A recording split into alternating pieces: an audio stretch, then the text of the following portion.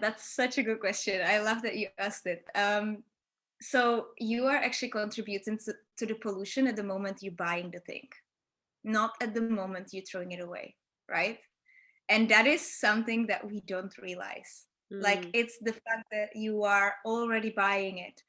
And what difference does it make if it's in your house or if it's like in a landfill? And of course, it does make a difference, but like, it's already on planet Earth. And that's something that one book that I was reading from a minimalist, like that was the thing that really helped me personally to be like, so you're making your house a landfill. How is right. that different?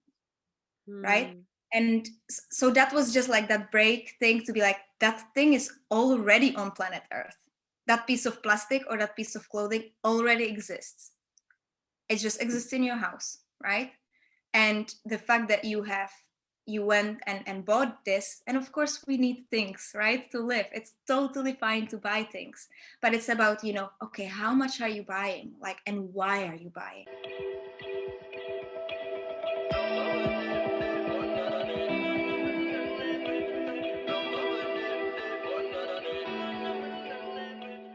Hi there, and welcome to another episode of Shift with Shubhra. I am your host, Shubhra Venneti. I'm a professional astrologer, Akashic Records reader, as well as a hypnotist in training. And on this podcast, we have conversations on topics that nourish the mind, body, and soul. And for today's conversation, we're going to be speaking with Lucie. Now, Lucie is the owner of Your Space by Lucie. She is a professional organizer. Now, I cannot tell you, when I first came across Marie Kondo's work, I don't even tell you where it may have come up, but I remember reading her book, and then watching her Netflix special, Netflix series, and I was so blown away by this that it has become a thing. And you'll soon discover when we talk to Lucie today that actually this has been there for a while. It's probably been there since the 70s, I think is what she said. So it's been there for a while, but it just seems like I'm only discovering this recently. And when I discovered Lucie is a professional organizer, I knew I had to get her on the show. So much we have been um, we've been told so often that, our environment does affect our mental state, our emotional state, and therefore then in turn also affects our health as well. And Lucie's going to come on to explain a little bit more.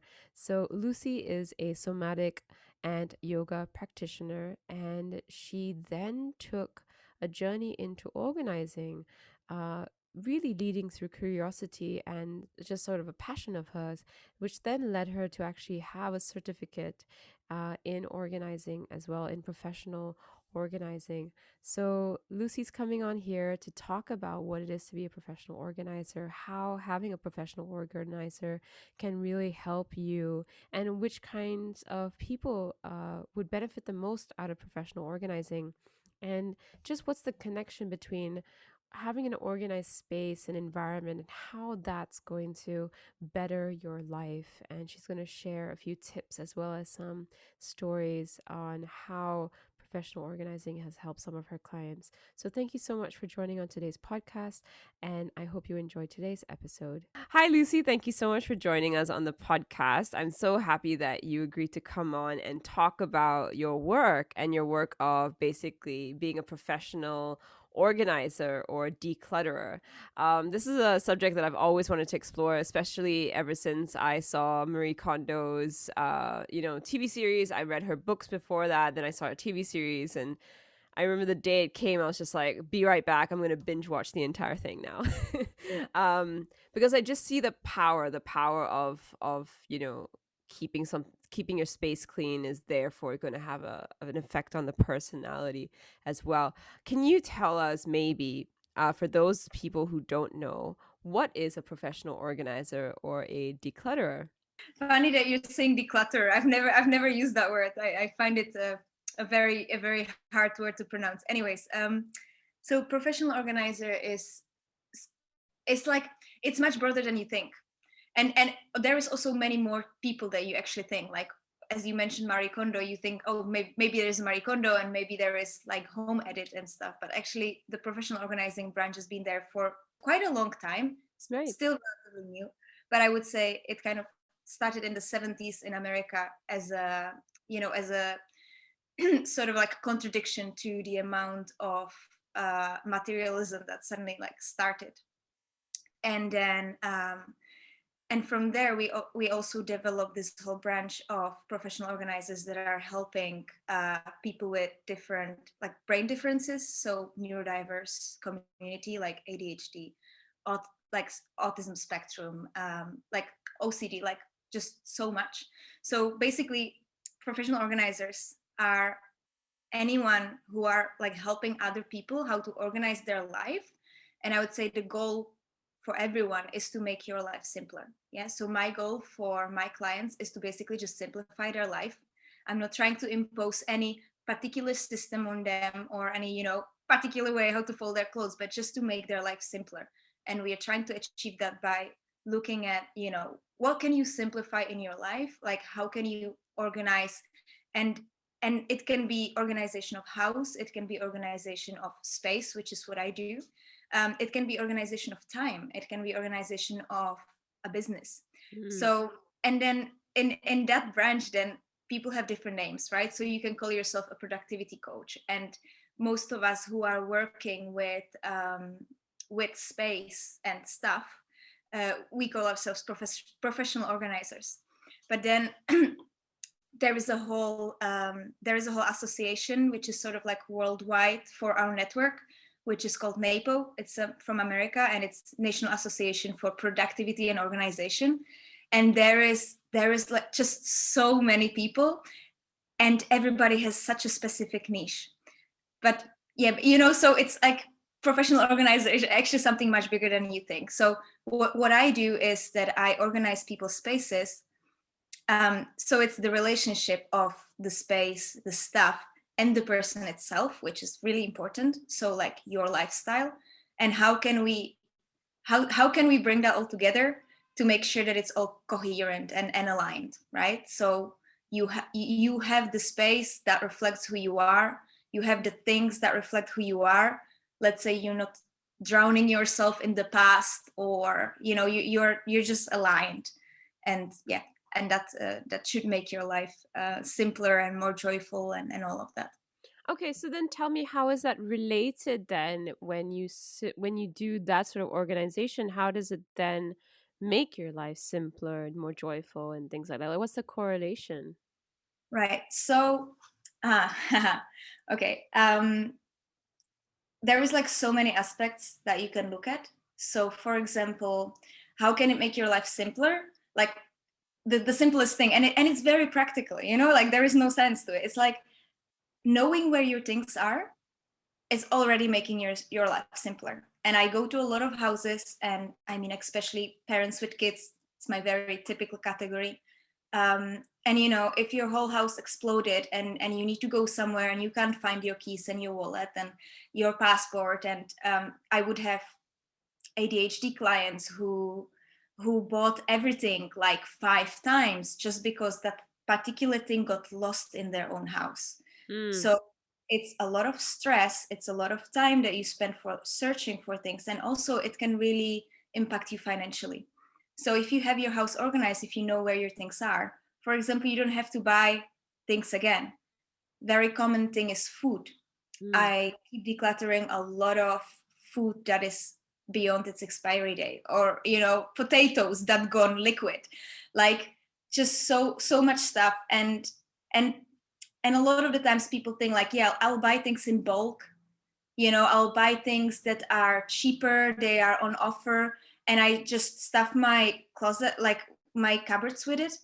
But then they have so much that they don't see on the back anymore, and most of the food goes wrong, and that's always like breaking my heart when I see how many things go to the bin all the time, and then you've lost a lot of money on that. And and it also makes you feel sad. Mm. And sort of that sort of relates to the second part of, why would it make your life more joyful. So this is the practical thing, I would say, efficiency and just simplicity. I mean, who doesn't want to have a simpler life, right? Like life is, I always say to my clients, life is very difficult already, so why don't you make it simpler for yourself?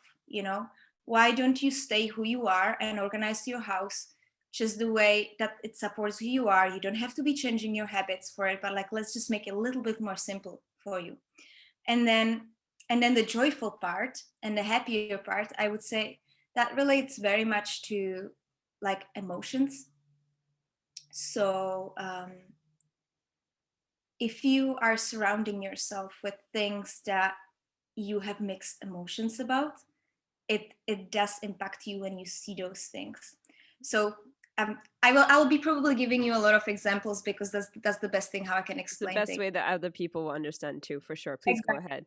I was working with a wonderful, like super smart woman. She was a neuroscientist, and when she lived back in her home country, so I work with a lot of expats. I'm based in the Netherlands in Amsterdam, but I work with a lot of expats.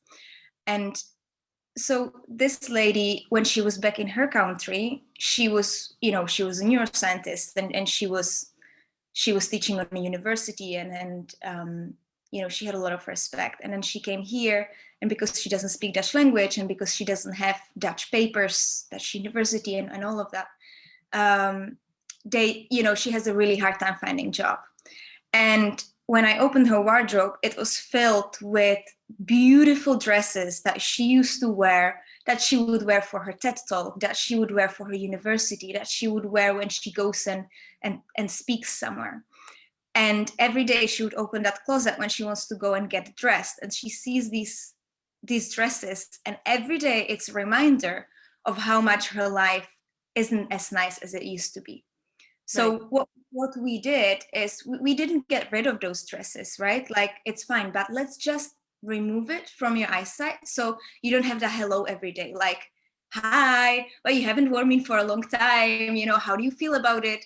You're just wearing your jeans. So that's the emotional part. Like, it can be whatever, it can be I think this is a very good example, but it can be just so much. It can be things from your past. It can be things you're hoping to be doing. So I have a lot of people, for example, a lot of people who are very creative. They have a lot of creative ideas.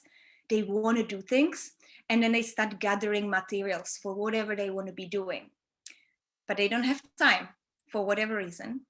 And this material is just sitting in their home, and every time they pass it, it's this like, oh, this is what I wanted to do. I want to be doing this, but I don't have time, and I didn't make a time for myself. And it's just this self-talk that keeps happening inside of you. And I think people who are watching your podcast, or anyone in the in the somatic world, or in the world that we're interested in, the mind, everybody can know how much this self-talk affects you. So Yep.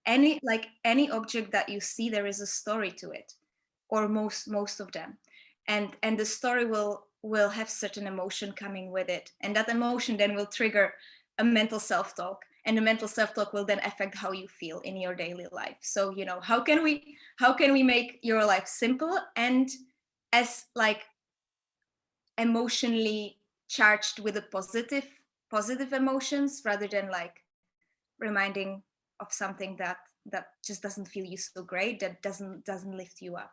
Yeah, no, I'm so glad you also brought up somatic because in the introduction I mentioned that you are a yoga practitioner as well as a somatic practitioner. For those who may not understand what is somatic, practitioner, what is that exactly, and then how have you incorporated those into your work? So somatics, I think most people see somatics very much as body practice, like exercise, so Feldenkrais, Alexander technique, and stuff like that. But basically, I would say that the general field of somatics is interested in the relationship of the mind and the body, and it is one thing, right? And it's so it doesn't even talk about like, is there a connection between mind and body, but it's like, yeah, there is a connection, and how can we work with the body to affect the mind, and vice versa. But what also is included in somatics, and I think a lot of people don't talk about it, is the space. So Mm. it's the actually, and that's something that, so I've studied a lot of Moshe Feldenkrais, which he has his own Feldenkrais method modality. And in his books, he actually talked quite a bit about the environment and the influence of the environment on the human body and hence the human mind. So and it's funny because I didn't realize that myself. So I was so obsessed with the body and the mind and the body and the mind, and I knew that the body is being affected by the environment, um, but I just didn't like it. Just didn't click so well. So then when I stopped doing, so I was, I was working with Daphne, who was here on the podcast, and she's a somatic practitioner and a yoga therapist. And we were working together, and we were, putting together some retreats. And it's actually funny because on that retreat, I was teaching a class about how does the environment influence you, the way you're standing on your feet and the way you feel inside yourself. Like if you are in an environment that you really don't like, you tend to sort of brace yourself. And then that, of course, is triggered by a certain nervous system pattern, right? And then and if you have nice and nourishing and safe environment, and safe is like such an important word, right? Then you just tend to relax much more, and you can get into that part of your nervous system where you just like resting and digesting your food, and and you can be creative, you can have new ideas, you can be creator and not just like surviving. Anyways, I don't want to go too much into somatics, but so I have been teaching this class and I was realizing how much environment influences you.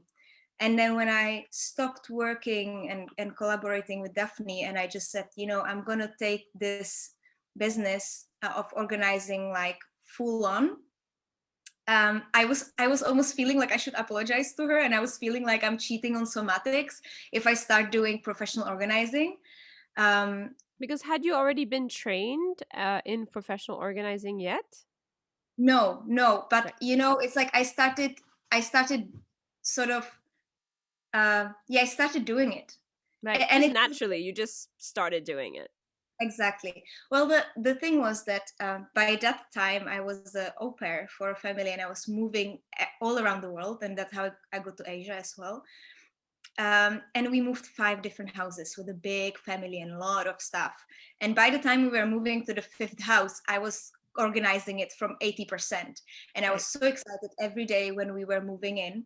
Um, and and my boss she just let me organize the whole house. And because she knew that I love it so much. And then one day she came to me and she was like, you should do this professionally. Like, this is so great what you're doing. And that there is a lot of people who could appreciate your help. So then I started sort of reaching out to people, and I was just organizing like friends, or like, oh, this mom, and this mom. And so I was already kind of helping, and then of course I didn't even know when she said you should do this professionally. I didn't even hear about Marie Kondo by that time.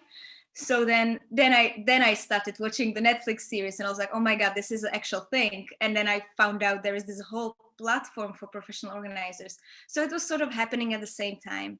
I was quitting my job as an au pair. I was starting this business, and I was hoping to still work with somatics at the same time. And then I just decided to only focus on one thing. Right. So then I was messaging back to Daphne and saying like, oh, I'm sorry, I think I'll stop our collaboration. I feel really bad about it. I feel like I'm not doing somatics anymore, just this identity crisis. Yeah.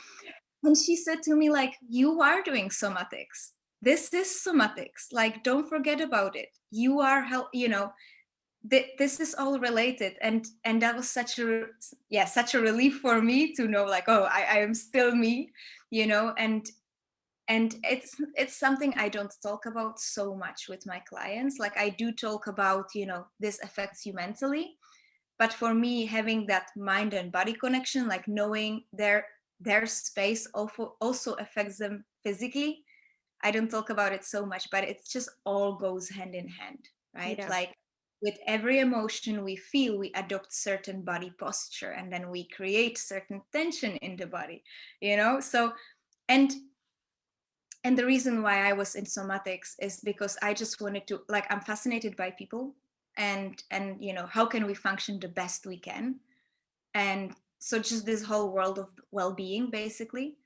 And I feel like making a change in one's life is really difficult, and you can make the change on many different levels. So you can make the change on a mental level, on a physical level, on a spiritual level, but also you can make the change on just the environmental level. Like, and I feel like that's the easiest entry. That's So right. Hmm. so it's the easiest thing to change your environment. And I would say if you want to bring about a holistic change for everything, this is the easiest thing to start with.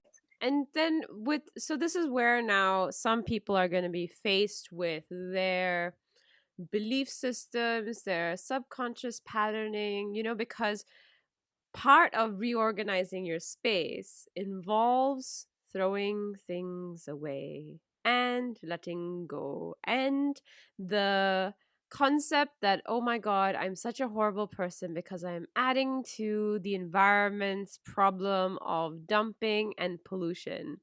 And so it's a very interesting thing, right? When you go in, you almost have to be detached from it and just go, we're just clearing this out. How, because that, I think that's the, for basically for tips for people who are listening to this, how can they break that? Because I think that's probably I know that's a big thing for me. I know this is a huge thing in my household. I'm not even going to name names, but it's huge. It's a huge thing for so many people. We have, the subconscious patternings that because we have maybe generations have grown up with very little, where things were very hard to come by. And then when you have these things, you're telling yourself you must hold on to it. Otherwise, by throwing it away, you're wasting it / adding to pollution, because that's now a present, issue. And then this guilt and all of that starts to, play like a loop in your head. And then you're just like, you know what? It's overwhelming. I don't want to face it. So what would you say then? That's such a good question. I love that you asked it. So you are actually contributing to the pollution at the moment you're buying the thing, not at the moment you're throwing it away, right? And that is something that we don't realize. Like, Mm, it's the fact that you are already buying it. And what difference does it make if it's in your house or if it's like in a landfill? And of course it does make a difference, but like, it's already on planet Earth. And that's something that one book that I was reading from a minimalist, like that was the thing that really helped me personally, to be like, so you're making your house a landfill. How is right. that different? Right? Mm, And so that was just like that break thing, to be like, that thing is already on planet Earth. That piece of plastic or that piece of clothing already exists. It just exists in your house, right? And the fact that you went and bought this, and of course we need things, right, to live. It's totally fine to buy things, but it's about, okay, how much are you buying, like, and why are you buying? Are you trying to fill in a void? So I do have few people who I know they're shopping because they actually don't feel great about themselves. I had a girl who just told me, like, I am a shopaholic and I really need help. And I was helping her, declutter that. And it was such a huge confrontation for her. So it's fine to buy things, like, totally okay. But yeah, how much are you buying and why is the most important thing. And the whole decluttering process is actually really great at this, because that huge self-confrontation is sometimes, for some people, can be like so cathartic that it will slightly change their behavior, and you will then think twice when mm, you want to be buying something. And yeah, it's like you are contributing to the landfill at the moment you're buying it, not at the moment you are decluttering it. So it's just you don't realize it. So the yeah. decluttering actually helps to sort of shed light on that. Yeah. Because then, some people are going to argue, well, if I'm buying it, I'm keeping it in my house, and technically it's not in the landfill, so I'm definitely not adding to pollution. At that, like, everything we are decluttering with my clients, we are trying our best for the thing not to end in pollution. Of Like, course. not. So for example, when we are decluttering clothing, we are throwing it in a textile containers. We are throwing it in like bagged up, making sure it's not going to get damp, it's not going to get dirty, so it can be reused. And then actually Amsterdam has a really great system where you have these containers almost everywhere. And then you know I mean, just for clothing, you put the clothes in and they will resell it in charity. But also, if you put in a clothing that cannot be resold because it's dirty or it's like broken or like stained, um, or it's like one shoe out of a pair, something like that, they will actually recycle it for the raw material. And that's the really nice thing. So they sell what they can sell, and then from the profit, they do the whole recycling process, and then they start selling it as a raw material. So for example, you have heating insulation or sound insulation, and all of these things are actually made of textile. So you Ooh, don't have to think about clothing in terms of, it just has to be, oh, I need to throw it in a bin because this t-shirt is ripped. It's like, no, it's now you can see it as a material. And then there is many creative centers around here where people are like, artists, and they're making arts and crafts with different things. So you can even reuse like plastic bottles. You can actually like, there is a place near Amsterdam in a smaller city, and you can bring them almost anything, and they will right, creatively repurpose it. And it's for all of these people who are interested in doing all of these crafts at home, and they are keeping all of that material, like all of those yogurt cups and stuff. It's like they can just go to that place. It's called Moizooi in Haarlem, for if someone is watching from there. They can just go there and then buy like a whole trolley full of yogurt cups and wow, and beer lids and whatever, and then they can create whatever they want to do with it. So when we are throwing away things, we are throwing them away like as mindfully as possible. So like mm, everything is recycled, like paper, glass, plastic, anything that can be reused is reused, because we're putting it in a second-hand shops. And there is yeah. also quite a good network of second-hand shops. And if you have a bulky furniture, they even come to your house and pick it up for free. Yeah, no, that I mean, so that really makes sense, I think, and that's amazing that it happens. And I mean, I want to move to Amsterdam tomorrow now. Like, like that's amazing that you have an infrastructure that works like that. And I think that so many countries need to really like, kick up their sustainability and their sort of like recycling efforts, because I think there's like here there is definitely very good recycling efforts that I've seen compared to maybe other places before where I've stayed. I think it can go one level higher personally. But it's still there, but it can definitely go level higher. Um, but I think it's really understanding that key message which you said in the very beginning was, your environment does affect you. It affects your psyche, and if your psyche is affected, it's going to affect your health, right? Your body is linked to your mind is then linked to the environment. I mean, that's the entire discovery of epigenetics, was that understanding that genetic information was going to be activated by the environment and not necessarily from the DNA itself. So I think it's such an important key message for many people to understand that you buy, like, to consciously make a decision to buy something is to understand that if you buy it, you're going to, use it for such a long time. But first, the act of throwing things away that no longer serve you and no longer create that joy within your life, it's going to make you that much more mindful before you actually invest. So it's almost like you have to have the letting go process sometimes before you can have the appreciation and that sort of awakening process. Would you agree? Yeah, definitely. And Mm. that's something I, when I talk about like the benefits of decluttering, this is one of the things. Like, it's going to make you, it's gonna, and it depends where you are in your life. Some people are really like mindful by default, and they buy and they let go, and they try to let go as much as possible, like resell things, reuse, donate. And then there are just, others. And all of us are programmed differently. All of us have different parents. All of us have different cultures, especially here in Amsterdam. It's like such a multicultural place, and it's really interesting to see like how different cultures deal with things differently. So everybody will have a different starting point, but I think anybody can benefit from that self-confrontation. Yeah. And it's always a self-confrontation that is being the biggest trigger for change.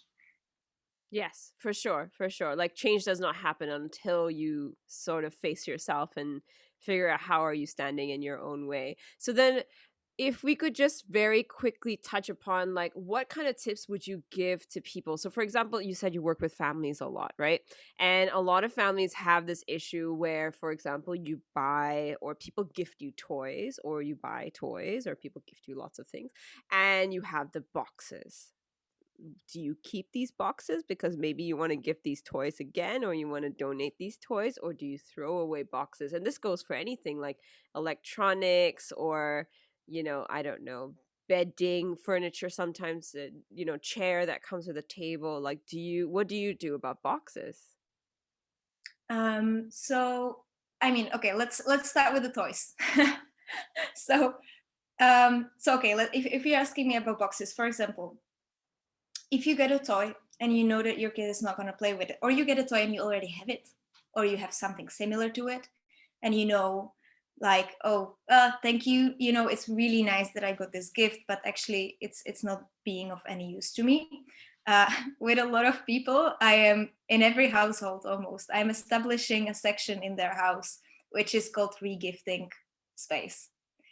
I And like it I depends how like many. that actually a lot. I mean, not to say to any of my viewers who are actually my friends and giving me things, we are using them. I will tell you, we do. Um, but no, there are some times that things get given that are exactly the same, and you're just like, when you receive it, you're like, ah, thank you, Yeah. but Yeah. So I mean, I could even talk about just on the topic of gifting, right? There is yes, so much guilt. It's so much guilt. And yeah, okay, let me sidetrack in here. It's like when you're receiving gift, the person who's giving you the gift should be giving you the gift because it's the act of giving. yeah, That person doesn't have any like any way how he or she could monitor you, how much are you using this gift, because then it's not a really act of giving anymore, like no one should police you about whether you're using what they gave you or not. It's your pure decision what you're using. So that's like for those people who are feeling really guilty for like not using things that they are being gifted, like just it's the act of giving.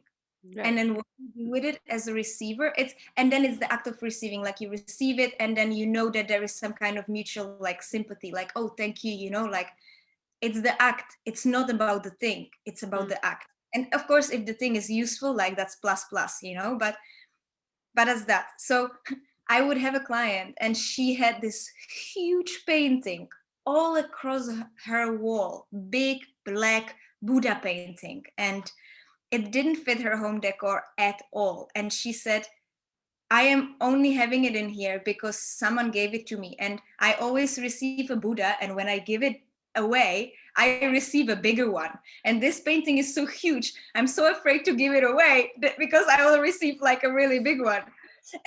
But at the same time, she had these very beautiful paintings from her grandma, and they were like really beautifully fitting her home decor and everything. And I was like, let's just put this painting down, like stop feeling guilty about it.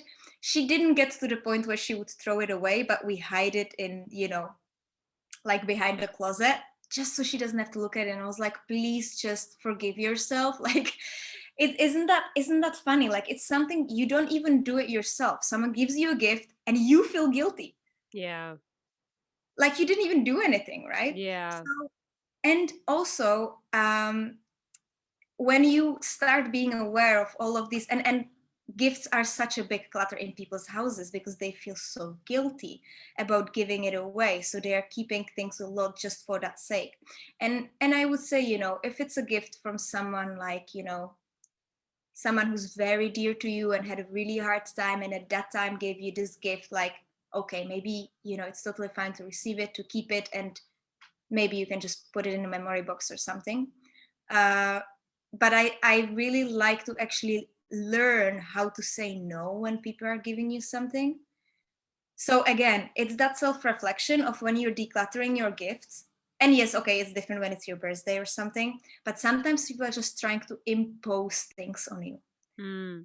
So when you're going through that self-confrontation of decluttering gifts, that would hopefully help you in the future to say no. So with that client that I just mentioned with the big painting, she had more things of that in her home. And I said, well, your lesson is to learn how to say no when people are trying to impose something on you. Right. And um, and then, for example, with parents, like I had this time when I was working with a parent, and she had such a hard time letting go of things, and she was like, "Yeah, I just can't get it out of my life. But you know what? Let me give it to my daughter." And I was like, "Oh, so you're just giving your problems to your kid?" And she was like, "I never thought of that. Like, I Mm. just thought I'm giving her a present." And I was like, "No, no, no, you're just giving her your problems." And this is something that my clients are trying to do to me all the time, right? Like, they are decluttering shoes and they are so perplexed, and they're like, what size feet do you have? And I'm like, you're not giving me your troubles. Like, no, thank you. And I sort of teach them how that it's okay to say no, thank you. Like, I say I love books. So then we're decluttering books with my client, and she's like, but this book is really great. Why do just take it? Just take it. And I'm like, no, thank you. Like, and learn this for yourself as well. Mm. So that's the whole like guilt and gifting part Mm. is very fascinating. So that's why I have a regifting place in everyone's house. And it's not necessarily regifting. It can be when you go to an event and you get things for free, or you work for a company, and that company, like let's say it's a clothing company or shoe company, and they keep giving you their products for free. And you're like, I'm not going to wear this.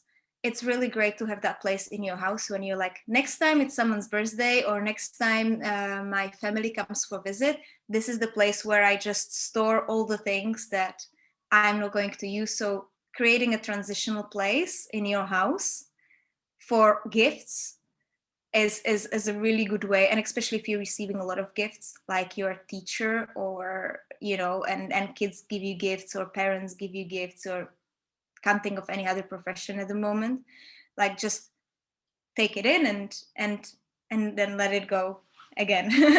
Nice. I really So like that. Okay. So then when it comes to bigger things than the boxes and stuff for those, what would you yeah. do? Okay, so with the boxes,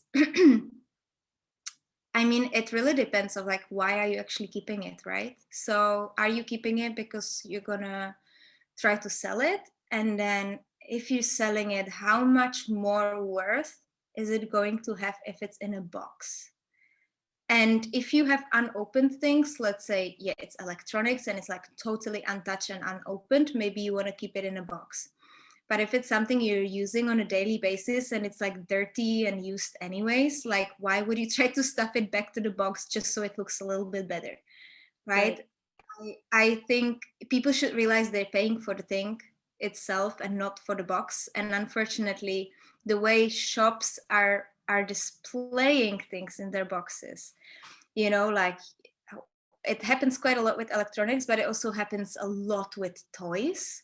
Hmm. Like you have these humongous boxes, and there is like few toys, but then there is this big mold of plastic, and the toys are just displayed one next to other, and then you're buying this huge box, and your kid gets this huge box, and he or she thinks they're getting this huge present, and then they open it and there's like few toys inside of it. So I would say like just chuck these boxes like straight away.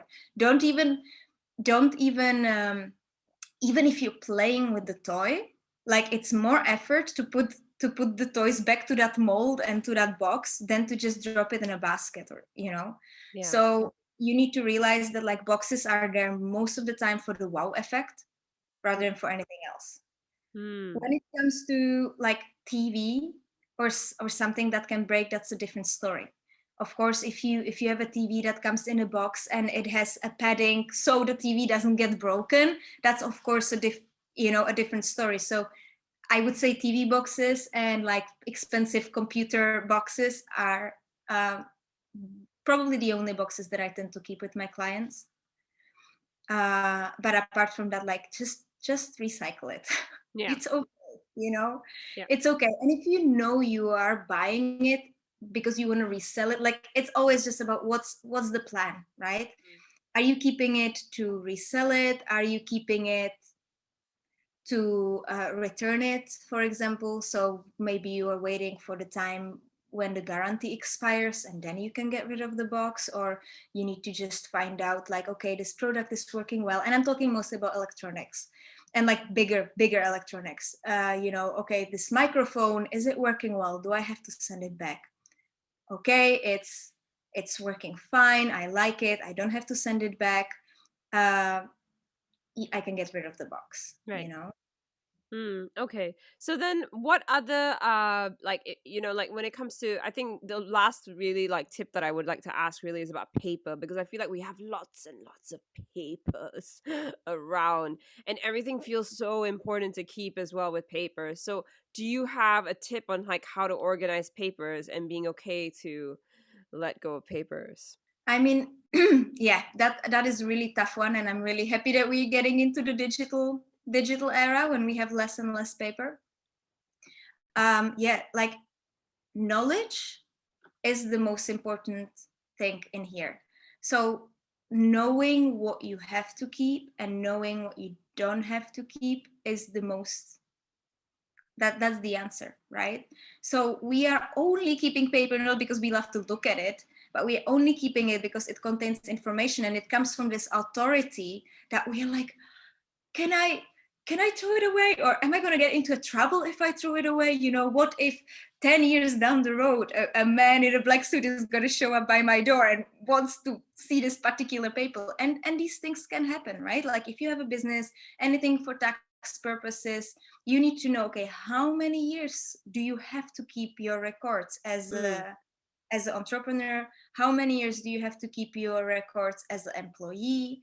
And just, and I am actually still trying to figure this out because there is always new things that come up with my clients, right? So I have some basic guidelines, and I'm not mentioning specific things because it's going to be totally different for every country. It can be like anywhere between 5 to 10 years when you have to retain paper for tax purposes. um, but then you have like insurance policies and invoices, and there's just like so much, and you just need to get informed about what you're allowed to let go, what is enough to have in a digital version. And most of the time it's always enough to have it in a digital version at this time. So yeah, just do your research, talk to an accountant or an organizer to really help you with that. And I know that really isn't an easy one. mm, yeah, But for then sure. also what I see a lot when it comes to paper clutter is that there is a lot of unimportant paper like inserted between the important paper. Right. uh, so um, yeah, like weeding out the things you can throw away Mm, already, like that's already gonna like reduce it by 50%. And like try not to take papers inside your home, and have a system where okay, any incoming paper lands here, and it can be a tray in your like home office, or it can be a place on your kitchen countertop or something, but like incoming post lands here, and then when I'm dealing with it, it's here, and while I'm dealing with it, it stays here. It's my open project. So in, let's say, in home offices, or in like everyone's home, we have this folder, and I call it an open project. So until you deal with that project, it's your visual to do. This is mm, something that needs to happen. Then once you go through it, you put it in another place, and that's the place where you're like, I need to file it. right. Or there is a bin right under it, and if you don't need to file it, just shred it straight away or recycle it straight away. Right. So That's a good tip, because I think a lot of people, we sort of just leave it and then we'd collect it and then we're just like, oh wait, did we do that? I don't know. Oh, let's look at like things on our desk and what's there. So that's really good. So having a place where you see it, you then attend to it. It's an open project, it's a closed project. Either you file it or you throw it, and then just make it that really that simple. exactly. That's So you amazing. have a filing system where is the archive of your paper, Mm-hmm. and hopefully you have some system in it.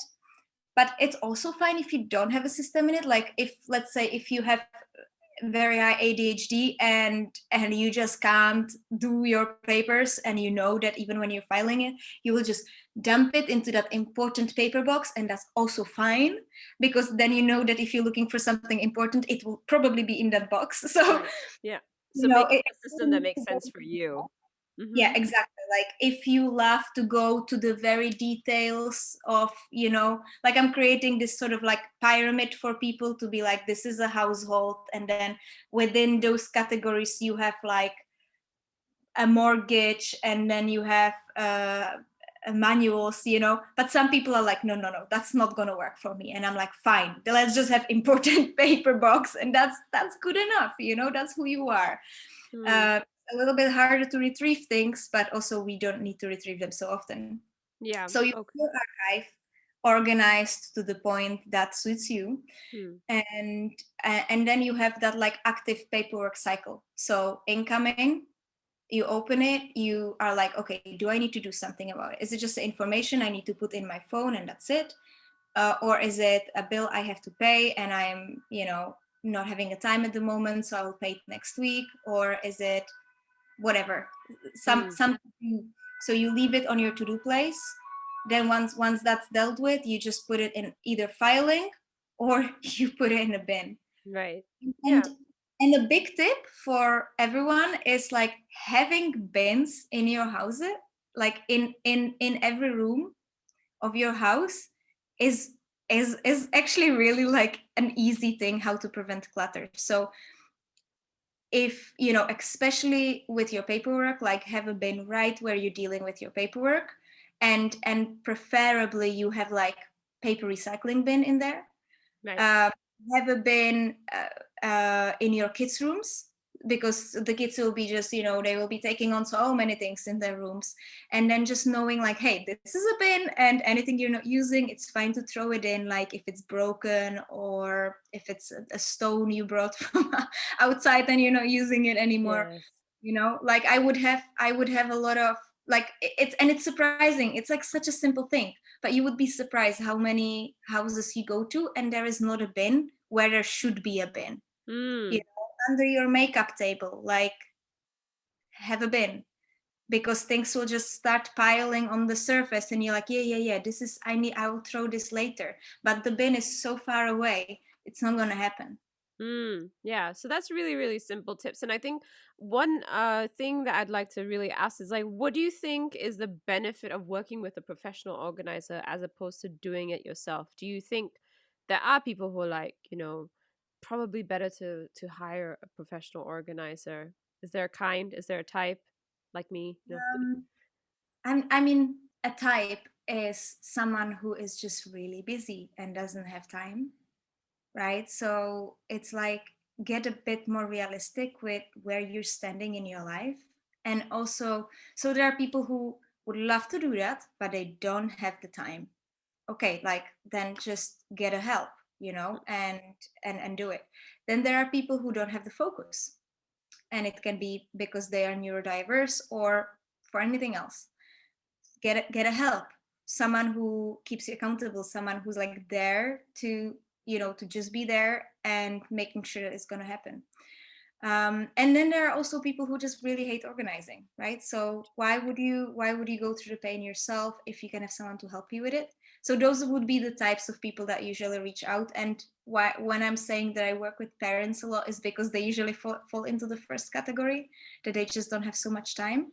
But in general, the benefit of working with someone else is the accountability. I think that's like number one, and objectivity. So if I'm going to come to your house, I am not attached to That's your, right. you know, hairband or whatever. I don't care where you have been wearing it around the world. Like, for me, it's just a hairband. Um, and and then I can just see things a little bit more objectively. And that doesn't mean that we are going to throw away everything that I think, isn't good enough. I very well take in account people's emotions, people's sentimental attachment to things. Like, I will never throw away anything that you don't want, that you're not ready to let go. but just that objectivity when I'm like, why are you holding on to it? Right. And okay, if it's for sentimental reason, then then it comes to the field of emotions. And then what emotions does it stir in you? Are you keeping it out of a guilt? And most of the time that's like number one reason why people are holding on to stuff. So, oh, it was given to me, or I have never used it, and so I'm keeping it because I'm hoping that one day I'll use it and then I'll feel better about myself and about the 50 euros I spend on it, like, no, let's get objective here. Like, I am your mirror, basically, Mm. right? And the good thing about working with and so I said it's good to do it with someone. You can do it with anyone. You can do it with your parents, with your partner, with your friends. But then the added benefit of doing it with a professional is that we won't judge you. And I Mm. think any good professional organizer is non-judgmental. Like, I don't care what you're having in your house. I don't care, how much you paid for it. I don't care what traumas or troubles caused you get into this space. People feel so ashamed. Yeah. Sometimes I come to people's houses and there are like mountains of clutter falling onto me, and I will not judge you. It's okay. Like, this is where you are. Let's just work with that. If you are working with a friend, you might feel embarrassed. If you're working with a friend, you might, for the sake of keeping the friendship the way it is, maybe you don't really want to sort of walk your best friend down that dirty road of your troubles, because then you're feeling bad for taking their time and things like that. So yeah, and working with parents usually is quite difficult, because then you get to the gifting section and your mom will not allow you to throw anything that she gave you. Yeah. There's So that. yeah, and like, and that's something that I really appreciate about, like, I love my work, and something I love the most is how vulnerable people get with me. Mm. Like, it's not only that I get to all of your drawers in your house, but I also get to all the emotional drawers. And sometimes I would have just my clients talking to me, right? Like, sometimes they just need to talk to someone. Mm. Like, when you are letting go of something, you're feeling like, but that thing wasn't quite, it was so significant for me in my life, and it didn't quite get the appreciation that I was hoping it's gonna get. Like, I feel like before I let it go, I give it the spot that it deserves in my life by telling a story about what it's gone through. And I'm there to listen to all of the stories that you need to tell. If Mm. that helps you to make peace with the parting, like, I'm there for that as well. And sometimes it would be difficult to do that. I mean, you can't do that alone. You Mm. can tell the story to yourself, but you already know the story. And really, like, most of the people, they just need to tell a story. Yeah. Like, I've been through this, and I was wearing this t-shirt when this happened, and then they gave me this pin on my t-shirt, and it's so significant for me, and Right. And but they get I'm so attached to the go. object that. And it's so sad. I really want to let it go, but I couldn't. So can we do it together? Can we tell the story? Can we honor the thing that you're letting go of, and then just send it its way to a new life, like put it to the secondhand store or something. Yeah. I think those are really great tips. I mean, you've already shared the paper filing system of, having something that you put new things, papers there, you deal with it, it goes to an open project folder that you can put, and then once you've completed dealing with it, you either shred it, paper recycle it, or you store it if you really need to store it. And how long you need to store it, you decide on the longevity, if it needs to be 5 to 10 years, depending on the tax paper relating or taxation related things or business relating. But if it's something that's probably not necessarily going to make a huge difference in its on being in your space, then you can obviously get rid of it. The second is to have a regifting corner. I think that's fantastic. That's really, really important. And then finally, what you just said is just like, when you have an item that had such a huge memorable deeper sort of attachment to it, like a huge emotional attachment because of a memory or a situation that it's connected to, a person it's connected to, is to sit, talk about that story, honor that energy that object has for, has brought for you or creates for you, and then, like honor it and then move on from it, like send it away with gratitude to the next stop that it needs to go to, whether it is to someone else, whether it is to a recycling point, whether it is to be broken down and reused as something else. And I think those are three amazing tips that you've given us today. I just wanted to ask like two last questions, and like, can you give us like one really definitive story that you have? I'm sure you have many clients, but is there one where you really saw the impact of doing this work for them and how that really helped their life to change? Wow, that's a difficult one, because it's I would say the stories are not so breathtaking, it won't put you to tears, but it's actually the little things, like a, a very a very nice thing. Talking about the paper, I had a client and she just loved taking all leaflets to her house, and then at some point every single drawer, every single room of her house was filled with paper, and then she didn't know whether that's the important paper or whether that's the leaflets or the magazines and stuff. And when we were going through the process, I said, okay, your learning here is don't bring things to your house that you don't need to. And then, I always check in back with my clients after a while to just be like, are you still on track? How is your maintenance going? Do you need any help? Like, do you need to talk about anything? And about a month later, and it's just a little thing, but she would say, I went to a museum and I grabbed that leaflet to go home, and then I turned and went back and put it back where I took it, and then went home empty handed. And that's just these That's little things. huge. Yeah, that's little, but it's huge, right? For her. Exactly. Because for her it's a different thing. And then also, actually this year I tend to work with a lot of clients that I worked with last year.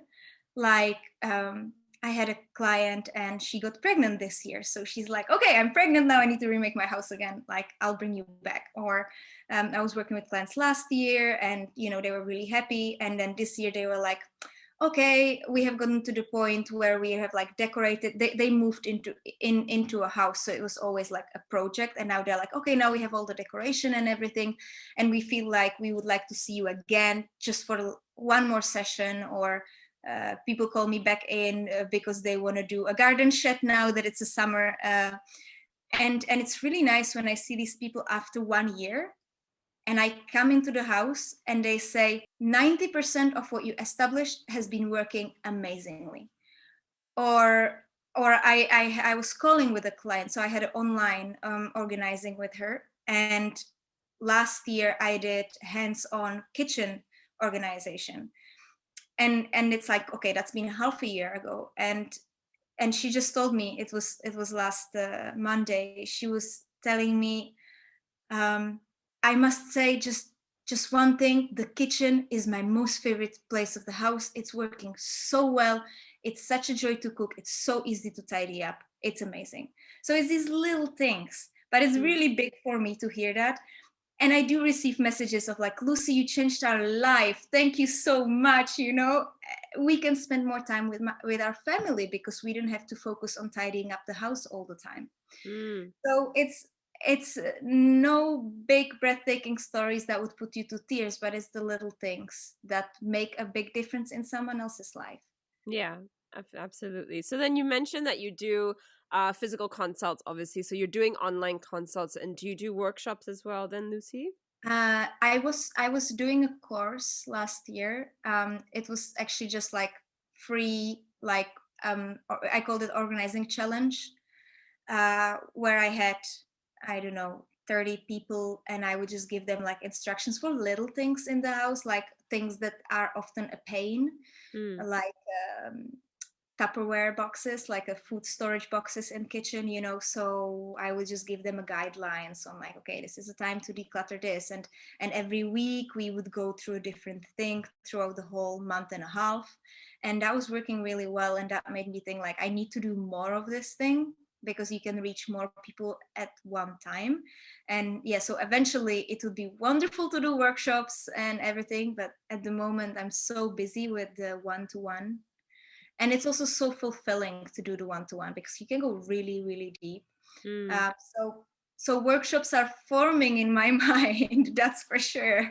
And now the question is just whether I will have enough time to bring them to life. Well, we look forward to it because I would love to jump on in a workshop, and I'd love to share those details to the audience as well when they're listening in. But I think we're just going to have to end off now with the final question. And that is, what is the shift that you want to create with your work, Lucie? Well, mindfulness. Mm-hmm. So that's something we talked about, like, you know, when you confront yourself with everything you have and with the way you live, it's not really only about what you have but also how you live, right? Your Mm. behavior patterns. Am I an impulsive shopper? Am I am I this person who has really hard time letting go? Just bring some mindfulness to it, know where it comes from, and you know, if it doesn't serve you, how can you start changing it? And as I said, this is the first step to change. It's the easiest one. You start with your environment, with your house, and you have a look at, okay, how is everything working in here? Because it's a reflection of what's inside. And you know, I'm not a psychologist and I will not go there with people, but once we find certain patterns in their behavior, maybe we can see, okay, what is the next direction you could go to? Do you need to go and see someone else, you know, to help you with your shopping addiction or something? So just mindfulness is the word, I would say. Environment Wonderful. and personal. Mm. Wonderful. Well, thank you so much, Lucie. Thank you, everyone, for tuning in, and we'll see you soon. Thank you. Thank you.